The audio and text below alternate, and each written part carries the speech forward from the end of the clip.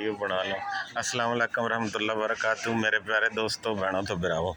गल इस तरह है, आया सा एक नर्सरी विच, सारे फुल ही फुल मुख्तलिफ हैं ते ये ना बड़ा खूबसूरत नर्सरी लगी हुई ते इहदे च फुल ते बूटे ते पौधे दीवारां नाल ते सारा नज़र आ रहा। सारे खूबसूरत पौधे फुल बूटे नज़र आ रहे हैं माशाअल्लाह। देखिए जी ते खूबसूरत इलाका तो बड़ा खूबसूरत पौधे ने ते नर्सरी लगी है। ये सारी नर्सरी है ते पौधे ने खूबसूरत ते विखाण वास्ते वीडियो बना रहे हैं ते दोस्तन पसंद उसी ते ये सारा जी आ व्यू है बाहर दा ते अंदर दा व्यू सी सारा है।